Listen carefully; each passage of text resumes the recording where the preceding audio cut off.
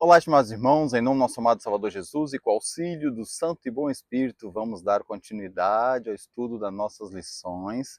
É a lição 9, com o título A Missão do Espírito Santo. E nesse segundo tópico, nós vamos estudar a obra do Consolador. Pergunta A: que mudança ocorreria no relacionamento entre Cristo e seus seguidores após sua partida?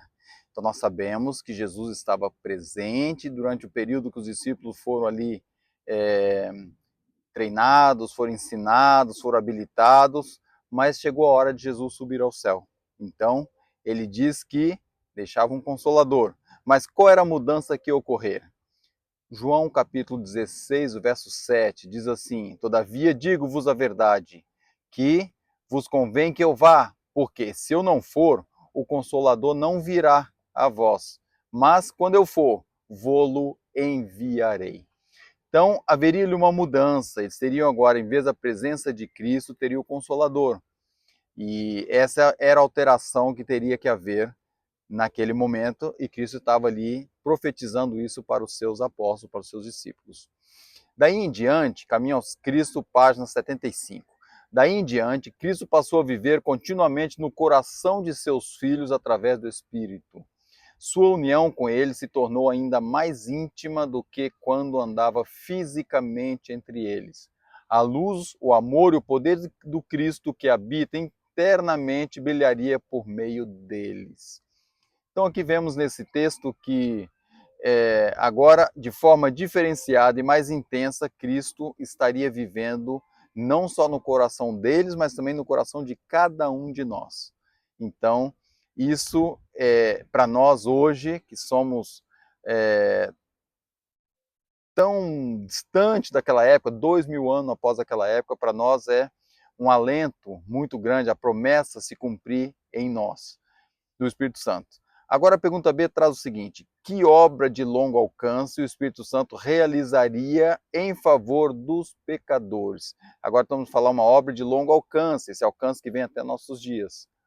João, capítulo 16, o versículo 8 a 11, diz: E, quando ele vier, convencerá o mundo do pecado e da justiça e do juízo.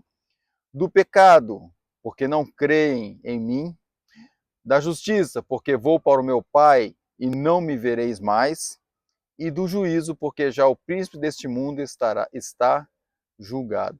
Então vemos aqui que realmente há toda uma promessa envolvida nesse texto, e o longo alcance disso é que é para toda a geração, incluindo, nesse caso, desde Abel, que alcança essa bênção, essa concretização da morte de Cristo, dele ir ao céu, começar a intercessão, e vem até nossos dias, nós que estamos vivendo hoje, nos convencer do pecado, da justiça, do juízo, para que nós possamos também ter acesso ao trono da graça e acesso também ao céu.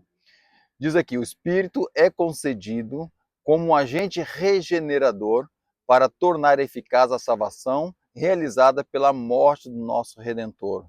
O Espírito está constantemente buscando direcionar a atenção das pessoas para a grande oferta feita na cruz do Calvário, revelar ao mundo o amor de Deus e abrir a alma convicta às preciosidades das Escrituras. Atos dos Apóstolos, página 52. Então, aqui a Pena Inspirada traz para nós promessas lindas, maravilhosas, coisas que devemos estar constantemente lembrando e relembrando, e não só passando a outras pessoas que têm às vezes uma aflição: será que estou salvo, será que não estou? O que está acontecendo? Qual o efeito da cruz para mim? Não, será que eu tenho que ajoelhar diante dela? Será que basta eu falar ao Pai? Será que eu falo a Jesus? Será que eu uso algum santo?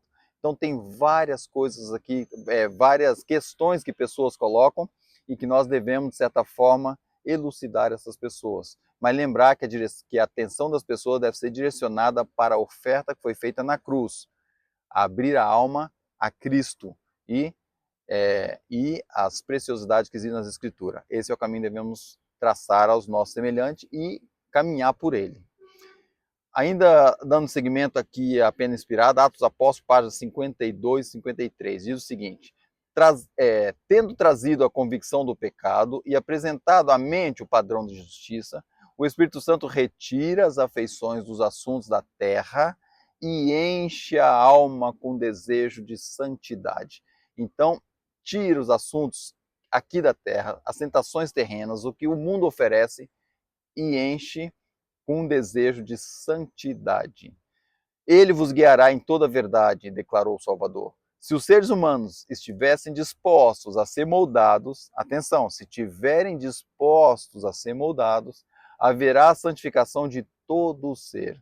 Nós temos que estar dispostos a isso, e Cristo vai fazer o trabalho em nós. O Espírito tomará das coisas de Deus e as gravará na alma. Por seu poder, o caminho da vida se tornará tão claro que ninguém o errará. Olha que bonito, que lindo essa expressão. Com o seu poder, com o poder do Espírito Santo, você cedendo ao Espírito Santo, você dando abertura ao trabalho do Espírito Santo, que esse poder também provém de Cristo, o caminho da vida se tornará tão claro que ninguém errará. Então, se nós abrirmos nosso coração ao Espírito Santo, se nós cedemos ao Espírito Santo, Senhor, faça-se a sua vontade em minha vida, ajuda-me, é nisso que eu sou falho, é nisso que eu não consigo, eu gosto disso, Senhor, tira do meu coração isso, porque eu quero ver as coisas celestiais e nós terrenas. Quando nós entregamos nosso coração ao Espírito Santo, a graça de Cristo superabunda e Deus ouve a nossa prece e atende a nossa oração. Principalmente a oração do perdoa-me, Senhor. Eu falhei, mas não quero falhar mais, me ajuda. Então, realmente é muito importante termos essas promessas validadas em nossa mente. Pergunta C. Que outra missão importante o Espírito Santo realizaria perante o mundo? Uma outra missão. Diz o versículo 26 do capítulo 15 de João.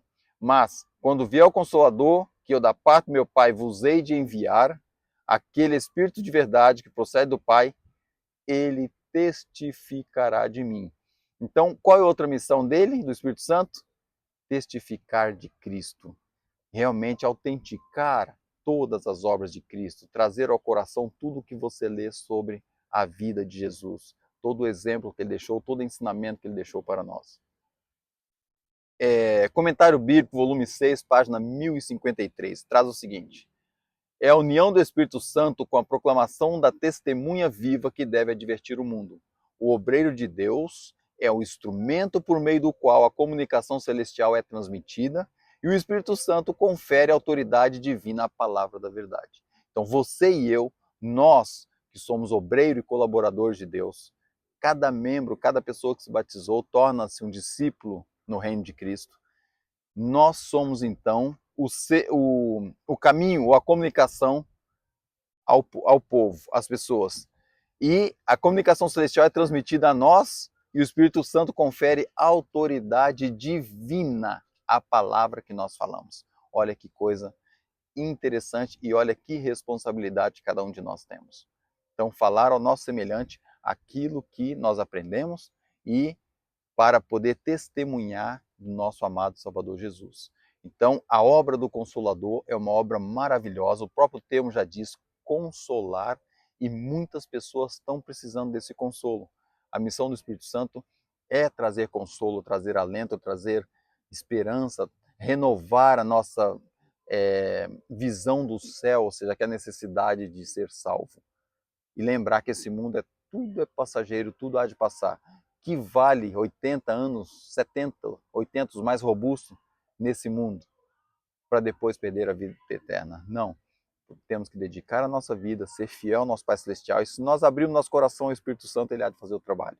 Ele há de colocar em nós tudo o que é preciso para alcançar a salvação e alcançar mais almas para o reino de Cristo.